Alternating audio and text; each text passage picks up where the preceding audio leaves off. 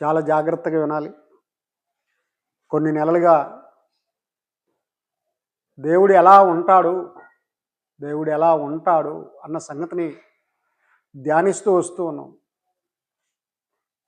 రక్షింపబడాలన్న ప్రతి మనిషి, లేదా సేవకుడు కావాలన్న ప్రతి మనిషి, క్రైస్తవుడైన ప్రతి వ్యక్తి కూడా ముందుగా తెలుసుకోవాల్సింది ఏంటంటే దేవుడు ఎలా ఉంటాడో తెలుసుకోవాలి. దేవుణ్ణి తెలుసుకోకుండా ఆయన నమ్మలేరు. ఒకవేళ అలా నమ్మారు అంటే ఏదో ఉట్టుట్టిగా నమ్మారు అంతే. That is not real.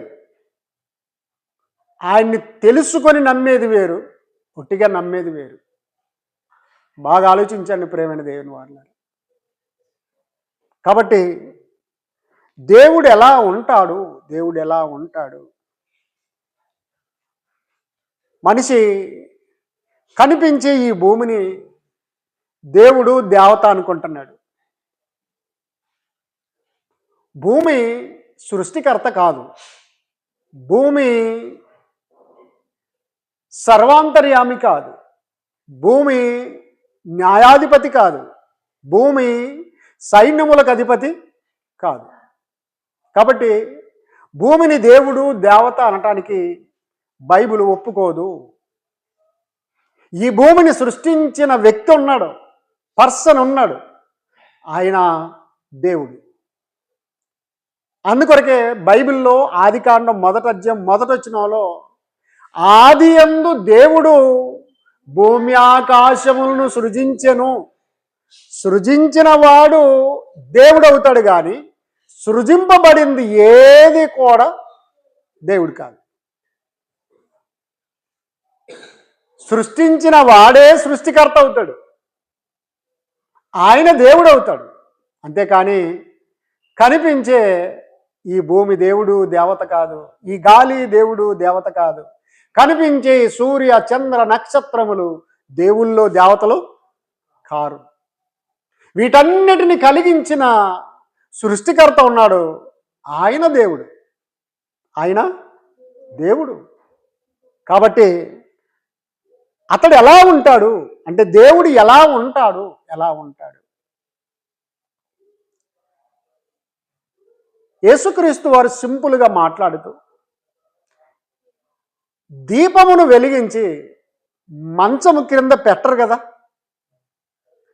దీపాన్ని వెలిగించి మంచం కింద ఎవరైనా పెడతారా? పెట్టరు. మరి ఏం చేస్తారు దాన్ని? ఒక స్తంభం పైన నిలబెడతారు. అంటే దాని అర్థం ఏంటి? అందరికీ అంతటా వెలిగివ్వాలి కనుక. కాబట్టి దీపాన్ని వెలిగించి దాన్ని ఒక గంపలో తొట్టులో కప్పి పెట్టరు. ఎందుకంటే అది అందరికీ వెలిగివ్వాలి. కాబట్టి ఒక ఉన్నత స్థితిలో ఉండాలి, నీకంటే పై భాగంలో ఉండాలి. ఇవాళ మన ఇళ్ళలో కరెంట్ బల్బులు చూడండి, ట్యూబ్ లైట్లు అయినా కానీ ఏవైనా కానివ్వండి, ఎక్కడ ఉంటాయి? మన కింద ఉంటాయా? మనకంటే పైన ఉంటాయా? ఎటొచ్చి పైన ఉంటాయండి.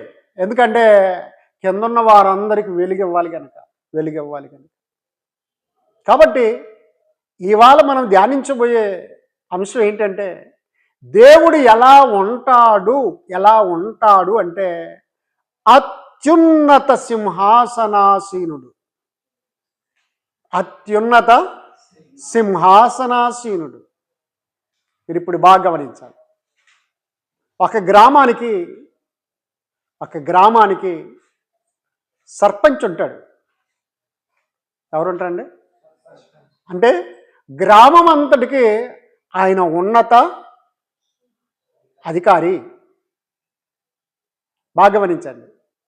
అలాగే ఒక నియోజకవర్గానికి ఎవరుంటారు? మన దేశంలోనైతే ఎమ్మెల్యే ఉంటాడా? అంటే నియోజకవర్గానికి ఆయన ఉన్నత నాయకుడు. అలాగే జిల్లాకు ఉన్నతాధికారి ఎవరు? కలెక్టర్ గారు ఉంటారు. ఎవరుంటారు? కలెక్టర్ గారు ఉంటారు. అలాగూ రాష్ట్రానికి జిల్లాకు కలెక్టర్ ఉంటారు. అంటే జిల్లా మొత్తానికి కలెక్టర్ గారే ఉన్నత అధికారి. అతని కంటే పైన జిల్లాలో వేరొకరు ఉండరు. అంటే జిల్లాకు రాజు అయిన కలెక్టర్ అంటే రాజు. మరి రాష్ట్రానికి ముఖ్యమంత్రి ఉన్నత అధికారి. మరి ముఖ్యమంత్రి కంటే పైన ఎవరుంటారు? అత్యవసరం వస్తే, గందరగోళ పరిస్థితులే వస్తే, రాష్ట్రంలో అరాచకాలు ఎక్కువైపోతే అతనికంటే పైన ఉంటాడు మరొక ఆయన. ఎవరికి? ముఖ్యమంత్రి కంటే పైన ఉంటాడు. ఆయనే గవర్నర్. ఆయన ముఖ్యమంత్రి గారిని బర్తరఫ్ చేయొచ్చు లేదా తీసేయచ్చు. గవర్నర్ గారికి అధికారం ఉంది. రాష్ట్రంలో గవర్నరు ఉన్నత అధికారి. అలాగే దేశం మొత్తానికి ఆలోచన చేస్తే ప్రధానమంత్రి ఉన్నత అధికారి. ఆయన కంటే పైన ప్రెసిడెంట్ ఆఫ్ ఇండియా, రాష్ట్రపతి. ఇక రాష్ట్రపతి కంటే ఎక్కువ లేదా పైన మన దేశంలో ఎవరు లేరు. కోర్టు న్యాయస్థానాల గురించి ఆలోచన చేస్తే మున్సిపల్ కోర్టు ఉంటుంది, జిల్లా కోర్టు ఉంటుంది, అక్కడి నుంచి హైకోర్టు ఉంటుంది, అక్కడి నుండి ఇంకా ఉన్నత న్యాయస్థానం ఏది?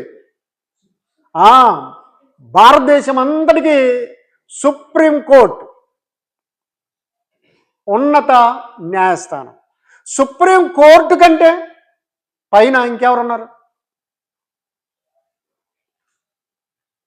ఒకసారి చిలకలూరిపేట బస్సు దహనం కేసు వచ్చింది. బస్సులో దొంగతనం చేయడానికి వెళ్ళారు, వీలు కాలేదు. అప్పుడు ఏం చేశారంటే బస్సుకే పెట్రోల్ పోసి నిప్పట్టించారు. బాగా గమనించండి. అయితే ఆ సందర్భంలో జరిగింది ఏంటి తెలుసా? సుమారు 36 మంది కాలిపోయారు, మాడి మసైపోయారు. తిన్నగా దోషులు ఎవరు, ఆ దొంగలు ఎవరు, ఇంత దుర్మార్గానికి ఒడికట్టిన వాళ్ళు ఎవరు అని పోలీసు బలగాలు వెతికాయి, పట్టుకున్నారు. వారిని జిల్లా కోర్టుకు తీసుకెళ్తే వారికి ఉరిశిక్ష విధించింది. హైకోర్టుకు తీసుకెళ్లారు, వాళ్ళు ఉరిశిక్ష విధించారు. సుప్రీంకోర్టుకి తీసుకెళ్లారు, ఎందుకంటే మన దేశంలో అత్యున్నతమైన న్యాయస్థానము అదే కాబట్టి. సుప్రీంకోర్టులో విచారణలన్నీ జరిగిన తర్వాత కింది కోర్టు ఇచ్చిన తీర్పే సమంజసమైంది కాబట్టి వారికి ఉరిశిక్ష విధించడం సరి అయినది అని తీర్పిచ్చారు. బాగా గమనించారా?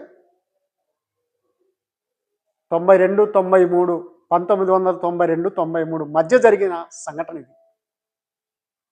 అప్పుడు దక్షిణాఫ్రికా స్వాతంత్ర సమరయోధుడు, దక్షిణాఫ్రికా ప్రెసిడెంట్, అతడు నెల్సన్ మండేలా మన దేశానికి వచ్చాడు.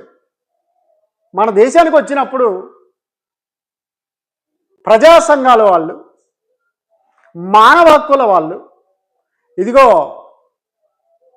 చలపతిరావు, విజయవర్ధన్ రావు అనేవాళ్ళు ఆంధ్రప్రదేశ్లోని చిలకలూరుపేట బస్సు దహనం కేసులో వారు దోషులే. వారికి అన్ని న్యాయస్థానాలు ఉరిశిక్ష విధించింది, అది న్యాయమే. అయితే ఉరిశిక్ష విధించినంత మాత్రాన ఆ 36 మంది తిరిగి రారు కదా. కాబట్టి వీళ్ళని శిక్ష నుంచి తప్పించండి అని మేము అనట్లేదు, కానీ ఉరిశిక్ష నుండి తప్పించి జీవిత ఖైదు విధించండి, జీవితాంతం వారు జైల్లోనే ఉండేటట్లు చేయండి అని రిక్వెస్ట్ చేసుకున్నారు. అది ఎవరి ద్వారా అంటే దక్షిణాఫ్రికా స్వాతంత్ర సమరయోధుడు, దక్షిణాఫ్రికా ప్రెసిడెంట్ గారి ద్వారా మన ప్రెసిడెంట్కి రిక్వెస్ట్ చేసుకున్నారు. మన ప్రెసిడెంట్ అంటే ఎవరు? మన దేశ ప్రెసిడెంట్, రాష్ట్రపతి. అతని ద్వారా ఈ రాష్ట్రపతి గారికి రిక్వెస్ట్ చేసుకోవడం జరిగింది, ప్రాణ భిక్ష పెట్టండి అని. ఏ భిక్ష అంటే సుప్రీంకోర్టు కంటే కూడా ఉన్నతమైన అధికారి ఎవరు? రాష్ట్రపతి అండి, రాష్ట్రపతి. కాబట్టి ప్రియమైన వారలారా, రాష్ట్రపతి దాన్ని పరిశీలన చేసి మానవ హక్కుల సంఘాల, ప్రజా సంఘాల వినతిని స్వీకరించి ఆఫ్రికా ఖండం నుండి వచ్చిన స్వాతంత్ర సమరయోధుడు నెల్సన్ మండేలా గారి మాట కూడా మన్నించి ప్రాణభిక్ష పెట్టారు. సుప్రీంకోర్టు ఉరిశిక్ష విధిస్తే మన దేశ రాష్ట్రపతి దాన్ని రద్దు చేసి జీవిత ఖైదుగా ప్రాణభిక్ష పెట్టారు. తెల్లవారుజామున బూట్ల శబ్దం వినబడుతుంది. జైలు సూపరింటెండెంట్ గారు వస్తూ ఉన్నారు. అప్పుడు ఏం జరిగిందో తెలుసా?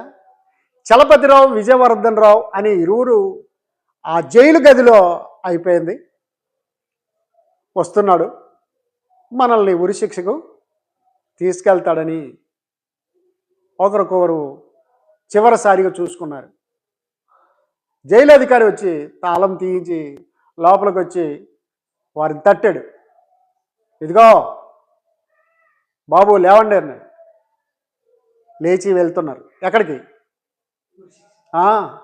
తలారి గారి ద్వారా అప్పుడే ఉరికొయ్యను బాగా ప్రాక్టీస్ చేశారు, చూశారు. ఏ మాత్రం తెగిపోకుండా, ఏ మాత్రం మళ్ళా ఆజ్ఞ అమలు కాకుండా ఉంటుందేమోనని అన్ని రకాలుగా సిద్ధపరిచారు. అప్పుడు వెళ్తూ ఉంటే సూపరింటెండెంట్ గారు, ఆగండి, మీకు గుడ్ న్యూస్ అన్నారు. అంటే చనిపోయే ముందు ఏదో మాట చెప్పి ఇలా అంటుంటారేమనుకున్నారు. లేదయ్యా, మీకు రాష్ట్రపతి గారు ప్రాణభిక్ష పెట్టారు. ఏం పెట్టారట? ప్రాణభిక్ష పెట్టారు అనగానే, సార్ అవన్నీ ఎందుకులేండి సార్, మమ్మల్ని తీసుకెళ్ళండి నేను. మరి అప్పుడు వీపుల పైన 2 సార్లు అలా కొట్టి, మీరు అదే మూడ్లో ఉన్నారు, ఇదిగో ఇది నిజమయ్యా, ఇది నిజం. అర్ధరాత్రి నుండి దేశమంతా ఫోన్లు మోగిపోతూ ఉన్నాయి. రాష్ట్రపతి నుండి హోంమంత్రికి, హోంమంత్రి నుండి కోర్టు న్యాయమూర్తి గారికి, న్యాయమూర్తి నుండి హైకోర్టుకు, హైకోర్టు నుండి గవర్నర్కు, గవర్నర్ నుండి ముఖ్యమంత్రికి, ముఖ్యమంత్రి నుండి సెంట్రల్ జైలు సూపరింటెండెంట్కు, ఇలా ఇలా ఇలా ఇది నిజమా కాదా, నిజమా కాదా అని అంత నిర్ధారణ చేసుకున్న తర్వాత మిమ్మల్ని యావజ్జీవ ఖైదీలుగా ఉంచాలని చెప్పారండి. దేవునికి స్తోత్రం, దేవునికి స్తోత్రం. అంటే మన దేశంలో అత్యున్నత న్యాయస్థానం సుప్రీంకోర్టు. సుప్రీంకోర్టు కంటే ఇంకా అత్యున్నతమైన అధికారి ఎవరైనా ఉన్నారు అంటే రాష్ట్రపతి గారికి ఉంది. ఆయన అత్యున్నత అధికారి. దేశంలోనే అత్యున్నత సింహాసనం మీద కూర్చునేది ఆయనే. కాబట్టి ఆయన వచ్చాడు అంటే, రాష్ట్రపతి వచ్చాడు అంటే ప్రధానమంత్రులు, కేంద్ర మంత్రులు, ముఖ్యమంత్రులు అందరూ లేచి నిల్చోవాలి, గౌరవవందనం చేయాలి. కాబట్టి ప్రియమైన దేవుని వారులారా, చాలా జాగ్రత్తగా ఆలోచించండి. దేవుడు ఎలా ఉంటాడు అంటే అత్యున్నత సింహాసనాసీనుడు, అత్యున్నత సింహాసనాసీనుడు. దేశంలో రాష్ట్రపతి అత్యున్నత సింహాసనాసీనుడు అయితే, మరి అలాగూ దేశానికి అత్యున్నత సింహాసనాలు ఉన్నాయి, ప్రెసిడెంట్లు ఉన్నారు, రాష్ట్రపతులు ఉన్నారు. మరికొన్ని దేశాలకు రాజులే ఉన్నారు.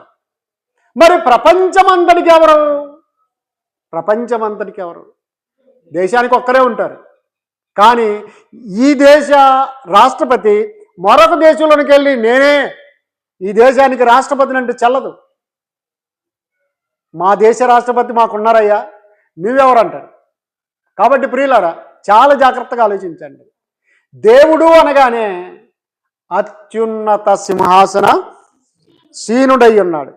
పరిశుద్ధ గ్రంథం బైబిల్లోకి వెళ్దాం. మొదటి రాజుల గ్రంథం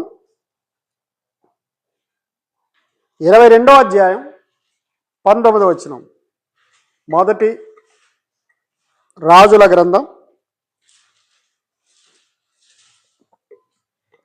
22వ అధ్యాయం 19వ వచనం. మీకాయ ఇట్లా నేను యెహోవా సెలవిచ్చిన మాట ఆలకించుము. యెహోవా సింహాసనాసీనుడై ఉండగా పరలోక సైన్యమంతయు ఆయన కుడి పార్శ్వమును ఎడమ పార్శ్వమునను నిలిచి ఉండుట నేను చూచితిని. అహబు మంచిది. ఇక్కడ మీకాయ అనే ప్రవక్త ఉన్నాడు. ఇతడు చెబుతా ఉన్నాడు, చాలా జాగ్రత్తగా ఆలోచించండి. దేవుడు ఏది బయలుపరుస్తాడో అది ప్రజలకు తెలపటం ప్రవక్తల విధి. కాబట్టి ఇతడు చెబుతున్నాడు, ఏమన్నాడు? ఏమై ఉన్నాడట అంటే దేవుడైన యెహోవా సింహాసనాసీనుడై ఉండగా పరలోక సైన్యమంతయు ఆయన కుడి పార్శ్వమునను ఎడమ పార్శ్వమునను నిలిచి ఉండుట చూచితిని. కోట్లాది ఆకాశ సైన్య సమూహము ఆయన కుడి పార్శ్వమును ఎడమ పార్శ్వమును నిలుచున్నారు. మరి దేవుడు ఎక్కడున్నాడట? ఎక్కడున్నాడండి? ఎక్కడున్నాడు? సింహాసనాసీనుడు. అంటే ఆకాశ సైన్యము కంటే ఆయన అత్యున్నతుడు గనుక సింహాసనం మీద కూర్చున్నారు. ఇక్కడ ఆకాశ సైన్యము కోటాను కోట్ల దేవదూతలు సింహాసనాసీనులు కాలేదు.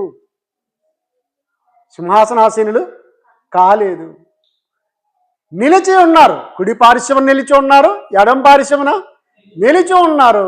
కానీ దేవుడైతే సింహాసనాసీనుడై ఉన్నాడు.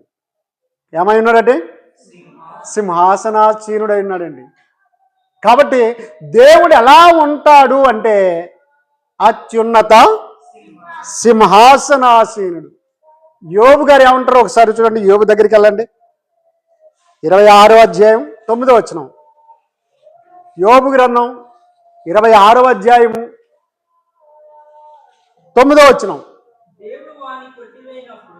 దేవుడు వాణ్ణి కొట్టివేయినప్పుడు, వాని ప్రాణము తీసివేయినప్పుడు భక్తిహీనునికి ఆధారమేమి? వానికి బాధ కలుగునప్పుడు దేవుడు వాని మొర వినునా? 26వ అధ్యాయం 9వ వచనం. 9. వానికి బాధ కలిగినప్పుడు దేవుడు వారి మొన నాన్న దాని మీద మేఘములు వ్యాపింపజేసి ఆయన తన సింహాసనపు కాంతిని మరుగుపరచెను. యోబు గ్రంథము 26వ అధ్యాయము చూసారా? 9వ వచనం. దాని మీద మేఘమును వ్యాపింపజేసి ఆయన తన సింహాసనపు కాంతిని మరుగుపరచెను. ఎందుకండి?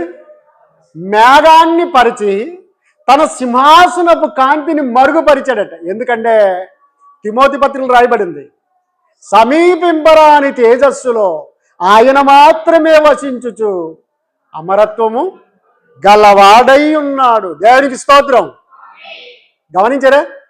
కాబట్టి ఆయన సింహాసనపు కాంతి ఎలా ఉంటుందంటే సమీపింపరాని తేజస్సు. ఎవ్వరు చూడలేనంత తేజస్సు అది. కాబట్టే ఆయన చేసాడట, మేఘమును ఆ సింహాసనపు కాంతిని మరుగు చేసేటట్లు కప్పేశాడట. చూసారా? కాబట్టి దేవుడు ఎలా ఉంటాడు అంటే అత్యున్నత సింహాసన సీనుడైన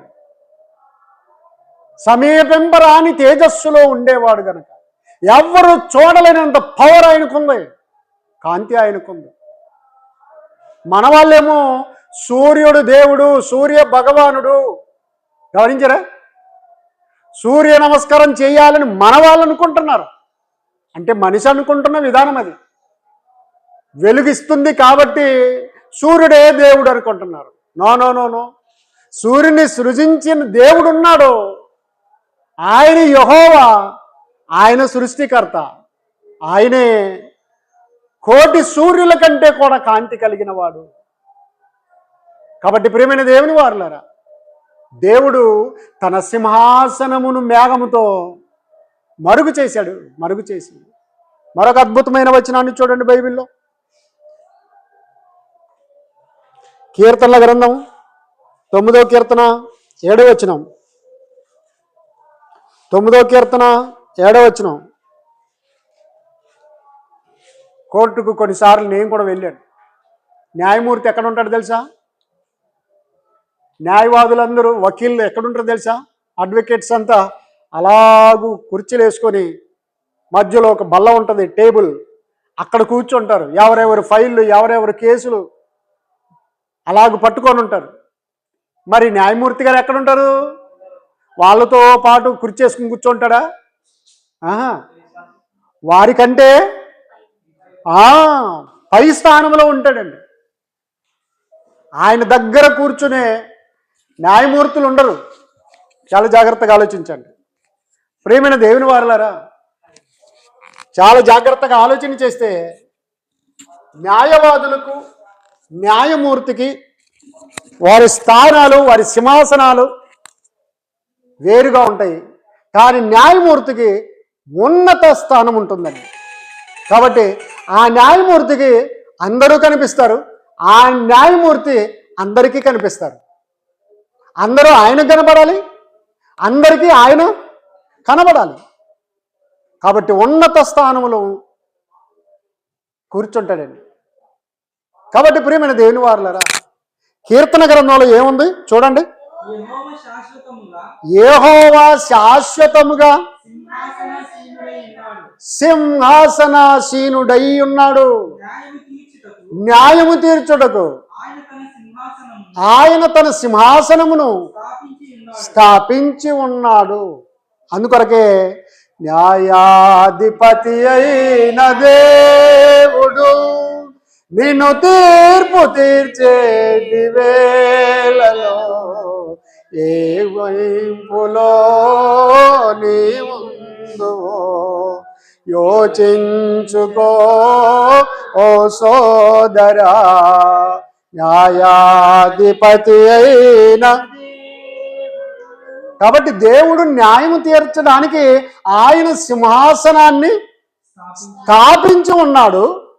ఆ తర్వాత నీతిని బట్టి లోకమునకు తీర్పు తీర్చును. మంచిది. ఆ వచ్చిన మరి స్టార్టింగ్ నుంచి చదవండి. యెహోవా శాశ్వతముగా అది సంగతి అండి. ఎంతకాలం సింహాసనాసీనుడు అండి? మన సుప్రీంకోర్టు ప్రధాన న్యాయమూర్తి గమనించారా? సంవత్సరంన్నరకి దిగిపోతాడు. మరికొంతమంది సర్వీసులో 2 ఏళ్ళకి దిగిపోతారు. మరికొంతమంది ఆ పదవిలోకి వచ్చిన 6 నెలలకి దిగిపోతారు, రిటైర్డ్ అవుతారు. కానీ దేవుడికి రిటైర్మెంట్ లేదండి. దేవుడికి ఏం లేదు, బాగా గమనించండి. రిటైర్మెంట్ లేదండి. గవర్నర్లకు రిటైర్మెంట్ ఉంది. సుప్రీంకోర్టు, హైకోర్టు న్యాయమూర్తులకు రిటైర్మెంట్ ఉంది. ఉద్యోగస్తులు అందరికీ రిటైర్మెంట్ ఉంది. కానీ దేవుడు రిటైర్మెంటు దేవుడికి లేదండి. అందుకొరకే ఆయన శాశ్వత కాలము సింహాసనాసీనుడై ఉన్నాడు. దేవునికి స్తోత్రం. ఏటట? శాశ్వత కాలం. భూమి, ఆకాశం, సూర్య, చంద్ర, నక్షత్రాలు కలగక మునుపు అనాది కాలంలో ఆయనే సింహాసనాసీనుడు. ఆది కాలంలోనూ ఆయనే సింహాసనాసీనుడు. లోకం అంతమైనా కూడా సదాకాలం, అంటే బైబిల్ ఏమంటుంది? శాశ్వత కాలం. ఆయన సింహాసనం శాశ్వత కాలము స్థాపించబడింది. లోకంలో ఉన్న వారందరికీ న్యాయం తీర్చడానికి, హిందువులకైనా, ముస్లింలకైనా, క్రైస్తవులకైనా, బౌద్ధులకైనా, రాజకీయ నాయకులకైనా, గూండాలకైనా, పాపులకైనా, పరిశుద్ధులకైనా అందరికీ తీర్పు తీర్చేవాడు దేవుడు. ఆయన ఏం చేస్తాడట? లోకమంతటికి తీర్పు తీర్చుటకై ఆయన తన సింహాసనమును స్థాపించెను. శాశ్వతముగా ఆయన సింహాసనాసీనుడై ఉన్నాడు. కాబట్టి దేవుడు ఎలా ఉంటాడు అంటే ఎలా ఉంటాడండి? ఎంతకాలం? 62 ఏళ్ళకి రిటైర్డ్ అవుతాడా? ఆయన సంవత్సరాలకే అంతం లేదు. ఆయన ఆది అంతము లేనివాడు. కాబట్టి అనాది కాలంలో ఉన్నవాడు, ఆది కాలంలో ఉన్నవాడు. లోకం అంతమైనా కూడా మనందరికి రిటైర్మెంట్ ఉంది. ఉందా లేదా? మా ఆయుష్కాలం 70 సంవత్సరాలు, అధిక బలమున్న ఎడల 80 సంవత్సరములు. అయినను వాటి వైభవం ఆయాసమే, దుఃఖమే, అవి త్వరగా గతించును. మేము ఎగిరిపోవుదుము అంటే రిటైర్డ్ అయ్యి వెళ్ళిపోతాము. ఈ లోకంలో ఉండము. ఈ లోకానికి రిటైర్డ్ చెప్పి వెళ్ళిపోతాం. బాగా గమనించారా ప్రియమైన దేవుని వారులారా? కాబట్టి దేవుడు అంటే ఎలా ఉంటాడు అంటే రిటైర్డ్ కాని వ్యక్తి, శాశ్వత సింహాసన సీనుడు. మరొక అద్భుతమైన మాట కీర్తనల గ్రంథంలో రాయబడి చూడండి. ఆయన సింహాసనం ఎలాంటిది అంటే 47వ కీర్తన 8వ వచనం, 47వ కీర్తన 8వ వచనం చూడండి. దేవుడు అన్యజనులకు రాజై ఉన్నాడు. దేవుడు తన పరిశుద్ధ సింహాసనం మీద ఆసీనుడై ఉన్నాడు. ఆయన సింహాసనం ఎట్లాంటిదట? అది ఆయన సింహాసనం శాశ్వతంగా ఉండేది. ఆయన సింహాసనం పరిశుద్ధమైనది. గమనించారా?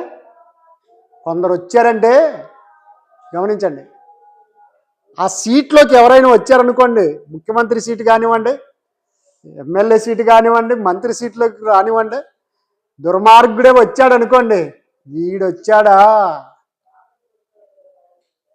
ఇంకా నియోజకవర్గం అంతా పాడైనట్టే,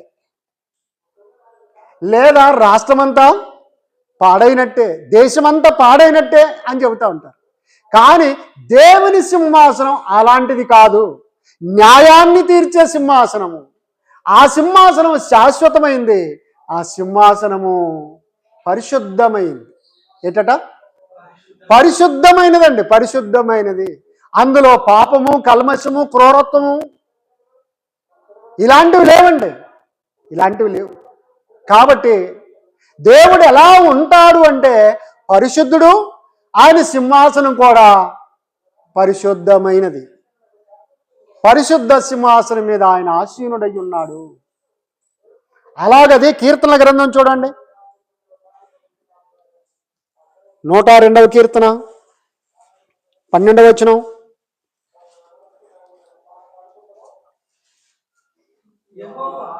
నూట రెండవ కీర్తన 102వ కీర్తన. యెహోవా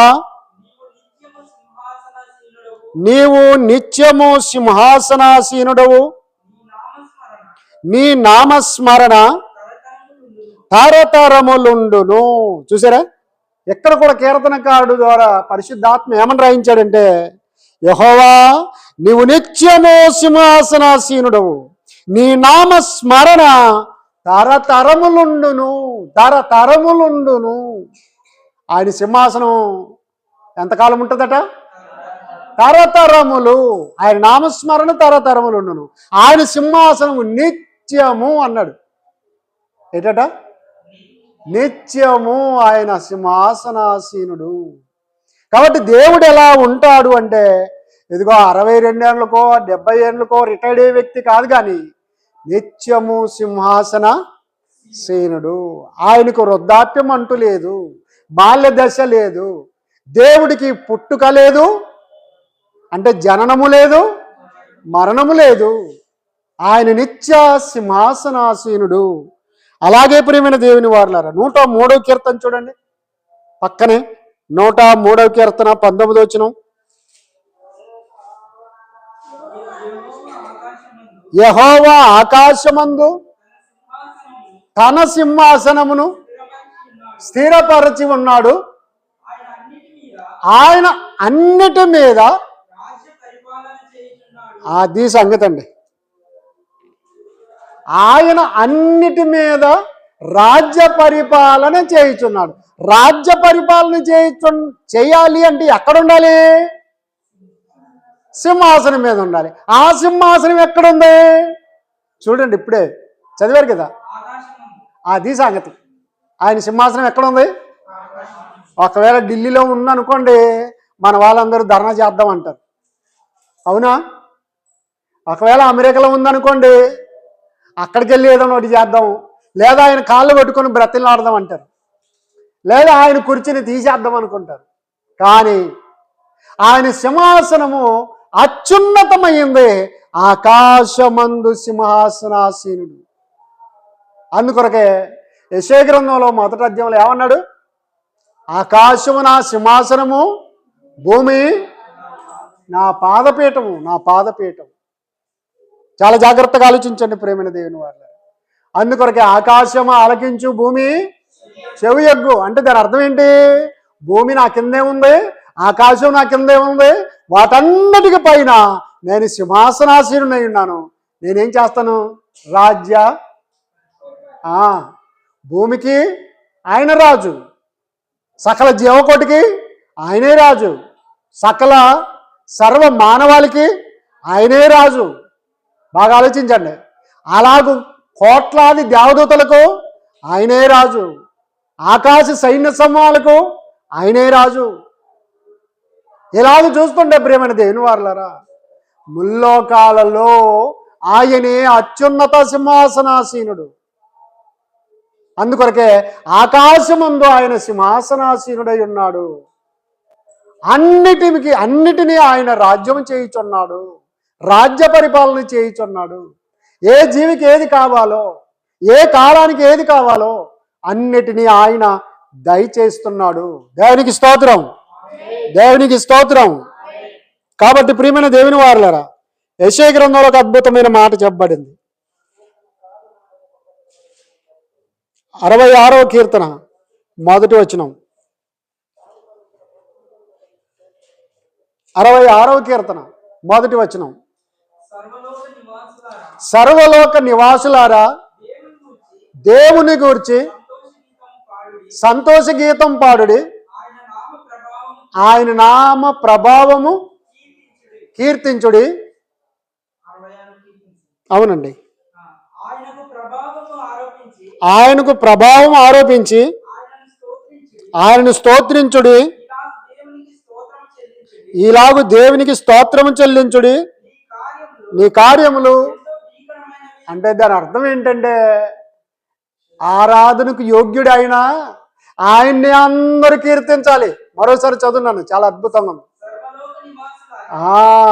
ఎందుకంటే ఆయన అత్యున్నత సింహాసనాసీనుడై ఉన్నాడు గనుక, అన్నిటినీ ఆయనే నడుపుతున్నాడు గనుక, అన్నిటికీ ఆయన పరిశుద్ధంగా న్యాయం తీరుస్తున్నాడు గనుక, ఆయన సింహాసనం శాశ్వతమైంది గనుక, ఆయన సింహాసనం పరిశుద్ధమైంది గనుక, ఆయన సింహాసనం నిత్యము ఉండేది గనుక, లోకం నివాసులందరూ కూడా ఏం చేయాలట? సంతోష గీతం పాడండి. అంటే ఆయన కీర్తించండి, ఆయన్ను పొగడండి, ఆయన్ను మహిమపరచండి, ఆయన మహిమపరచండి. చాలా జాగ్రత్తగా ఆలోచించండి. అందుకొరకే గాయకుడు పాట రాస్తాడు, ఏంటంటే, మొదట పక్షులు లేచెను, తమ గూటి నుండి స్తుతించెను. ఏటట? తెల్లవారుతుండగానే పక్షులన్నీ ఏం చేస్తాయి? మన వాళ్ళు కొంతమంది ఏం చేస్తారు తెలుసా? తెల్లవారుజామున లేస్తారు, లేచి వాళ్ళు ప్రార్థన చేసుకోరు, పాటలు పాడరు. మరి ఏం చేస్తారు తెలుసా? కళ్ళు పెంట ఎక్కడుంది, బ్రాండ్ షాప్ ఎక్కడుంది, కేసు ఎక్కడ పెట్టారు, రాత్రి పెళ్లి ఊరేగింపులో కేసు తెచ్చారు కదా, అది ఏమైనా మిగిలిందా అని దాని దగ్గరికి వెళ్తారండి. కానీ సృష్టిలో ప్రతి దానిని చూడండి, మొదట పక్షులు లేచెను, తమ గూటి నుండి స్తుతించెను, దేవా నీవే మాకు దిక్కని ఆకాశమునకు ఎగిరనే. దేవా నీవే మాకు దిక్కని ఆకాశమునకు ఎగిరనే. ఉదయమాయే హృదయమా ప్రభు యేసుతో ప్రార్థించవే. ఉదయమాయే హృదయమా ప్రభు యేసుతో ప్రార్థించవే. కాబట్టి ప్రేమైన దేవుని వారలారా, సృష్టిలో ఉన్న ప్రతిదీ కూడా సింహాసనాసీనుడైన ఆయన్ను స్తుతించాలి, మహిమపరచాలని లేఖనంలో చెప్పబడింది. అదే కీర్తనల గ్రంథము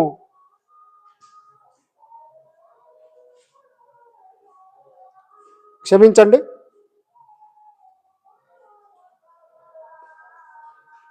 కొలస్సీలకు రాసిన పత్రిక 1వ అధ్యాయం 16వ వచనం. కొలస్సీలకు రాసిన పత్రిక 1వ అధ్యాయం 16వ వచనం. ఏలయనగా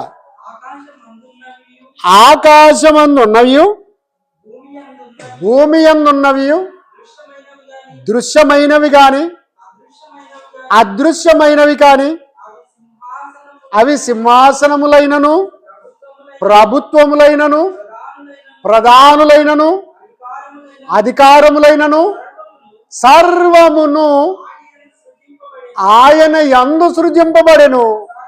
సర్వమును ఆయన ద్వారాను ఆయనను బట్టి సృజింపబడెను. ఇంకా ఆయన అన్నిటికంటే ముందుగా ఉన్నవాడు, ఆయనే సమస్తమునకు ఆధారభూతుడు. దేవుడు ఎలా ఉంటాడు అంటే ఎంత అద్భుతంగా చెప్పారు చూడండి. ఆకాశమందున్నవైనను భూమి అందున్నవైనను దృశ్యమైనవి అంటే కనిపించేవైనను, కనిపించనివి అంటే అదృశ్యమైనవి అంటే కనిపించనివి అయినను, సింహాసనములైనను ప్రభుత్వములైనను అధికారము ఏంటంటే ప్రధానులైనను అధికారములైనను ఏవైనను సమస్తము ఆయన మూలంగా కలిగాయి, ఆయనను బట్టి కలిగాయి, ఆయనే కలిగించాడు. కాబట్టి ఆయన అత్యున్నత సింహాసనాసీనుడు. దేవునికి స్తోత్రం, దేవునికి స్తోత్రం. కాబట్టి దేవుడు ఎలా ఉంటాడు అంటే ఇదిగో భూమి మీద ఉన్నవైనను ఆకాశమందున్నవైనను కనిపించేవైనను కనిపించనివైనను ప్రభుత్వములైనను ప్రధానులైనను అధికారములైనను సమస్తము ఆయన మూలంగా కలిగాయి. కాబట్టి ఆయన అత్యున్నత సింహాసన సీనుడై ఉన్నాడు. హెబ్రీ పత్రిక 12వ అధ్యాయము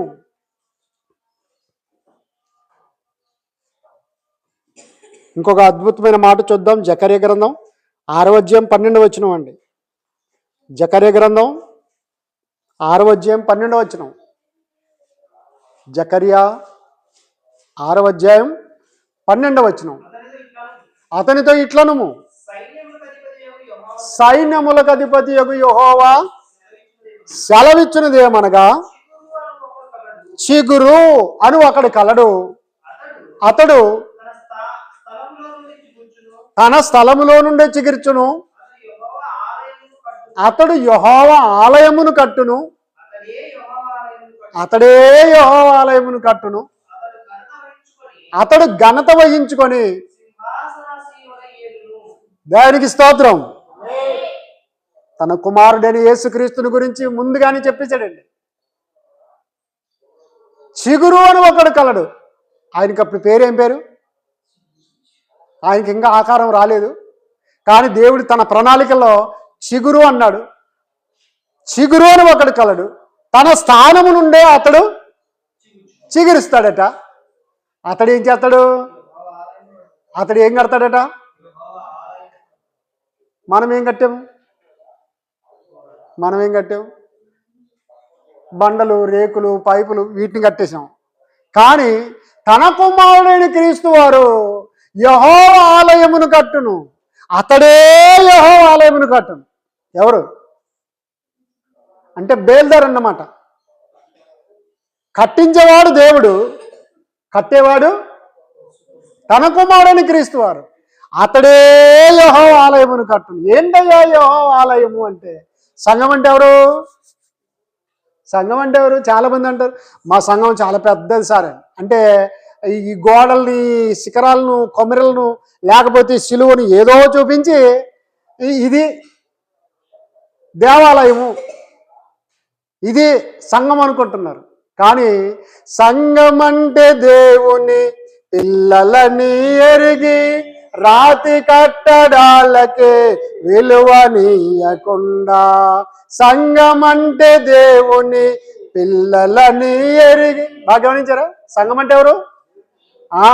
క్రీస్తునందు విశ్వాసముంచి తండ్రి కుమార పరిశుద్ధాత్మను నామములో బాప్తిసం తీసుకున్న వారే క్రీస్తు సంఘం.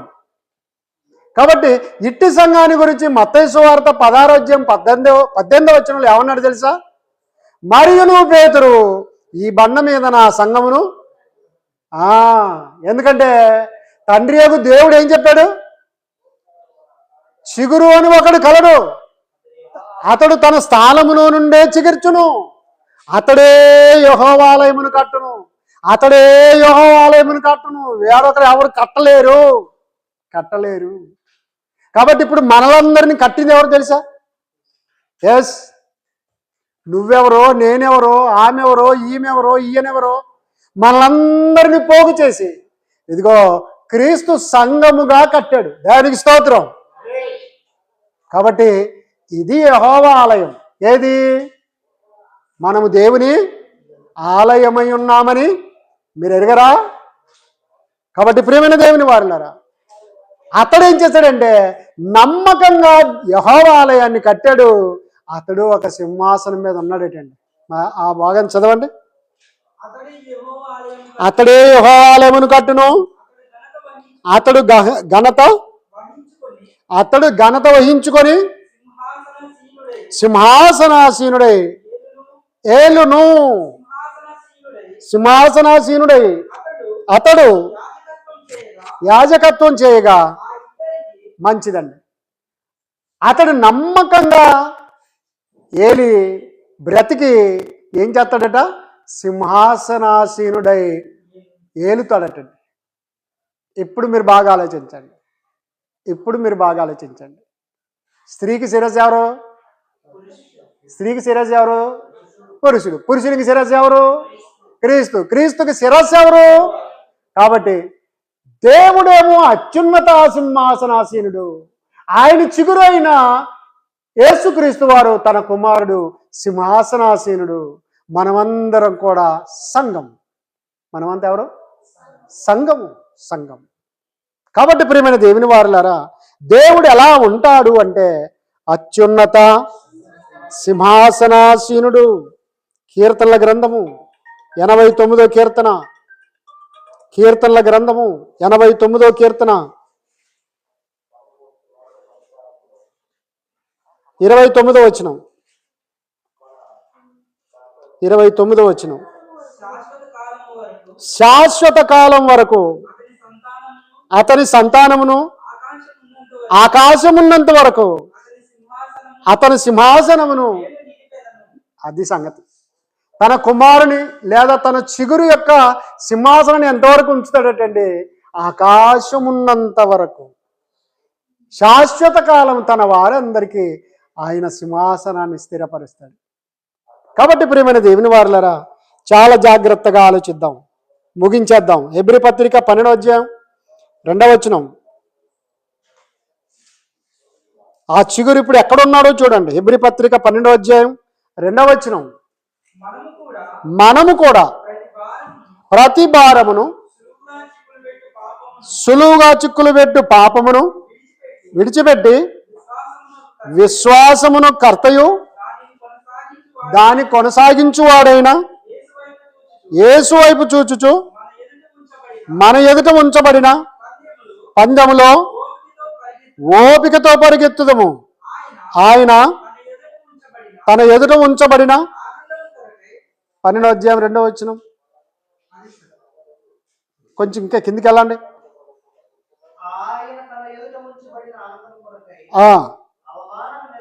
ఆయన తన ఎదుట ఉంచబడిన అవమానమును నిర్లక్ష్యపెట్టి సిలువను సహించి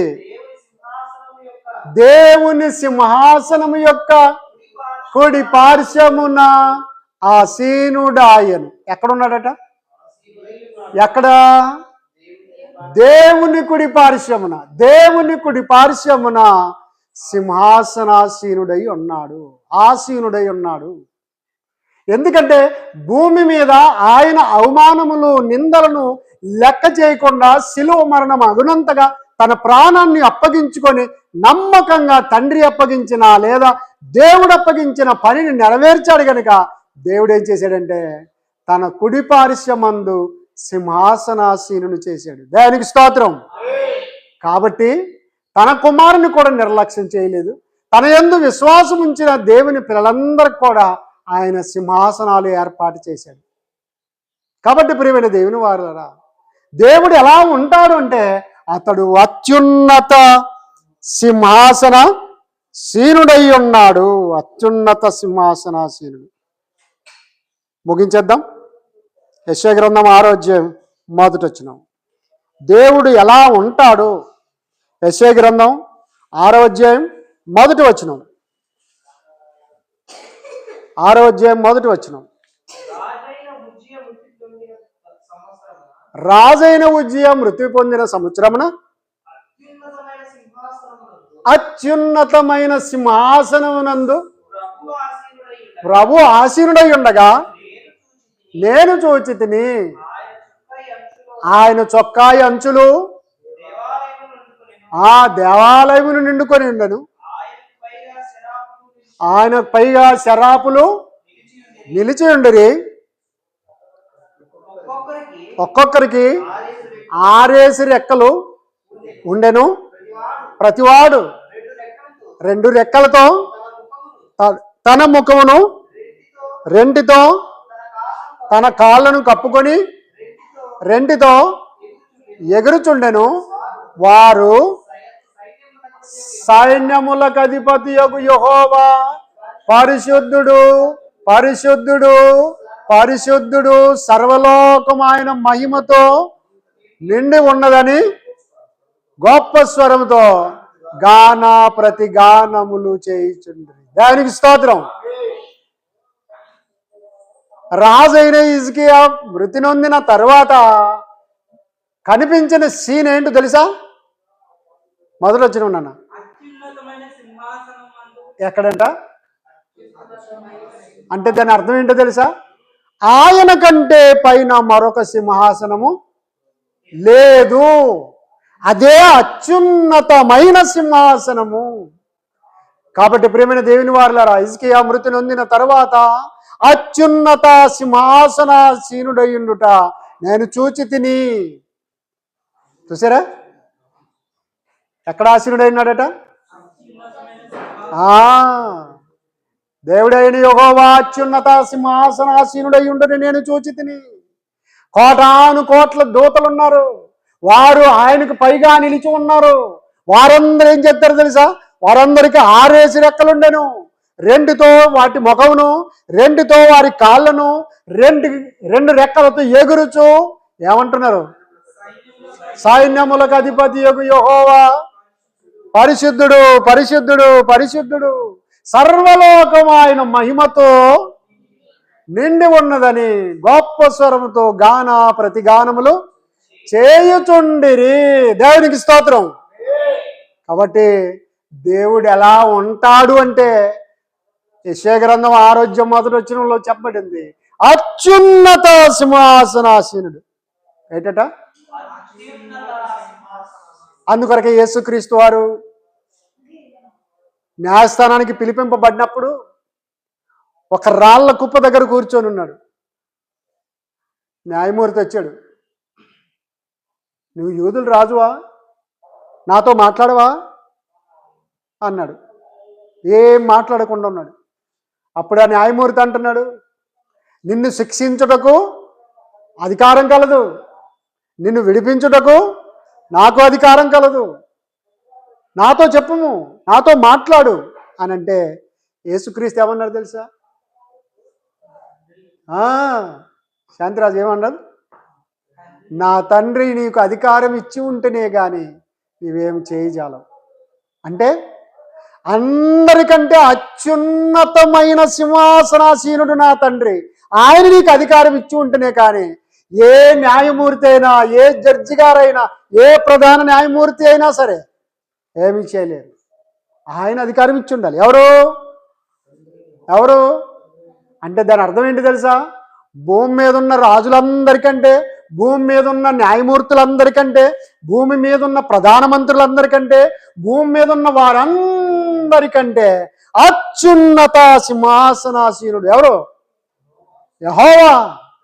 నీ దేవుడైన యెహోవా, మన దేవుడైన యెహోవా. కాబట్టి దేవుడు ఎలా ఉంటాడు అంటే అత్యున్నత సింహాసనాసీనుడు.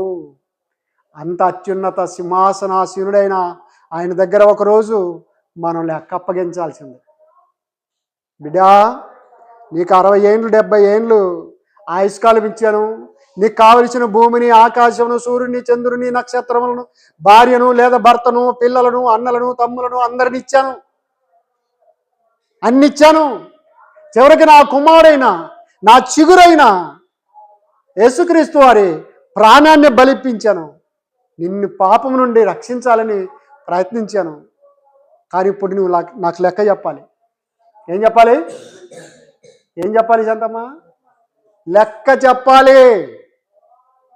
చాలా జాగ్రత్త.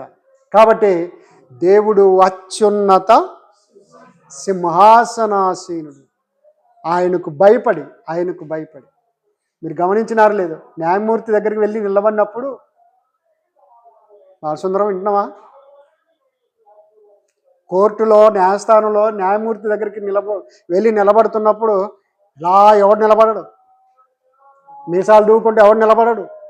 పెద్ద మీసాలు ఉన్నోడు కూడా తలదించుకొని ఇలా కట్టుకుంటాడండి. ఆయన న్యాయమూర్తి. ఆయన ఎవరు?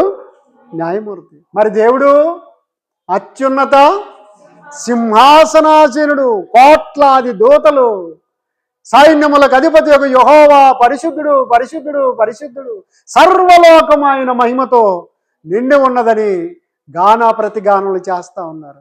అలాంటి వాడి దగ్గర మనం ఎలా నిలబడాలి? ఎంత భయం, ఎంత వణుకు. దేవుడు అక్కడేనని దయ్యములు కూడా నమ్ముచున్నాయి. అవి భయపడుతున్నాయి, వణుకుతున్నాయి.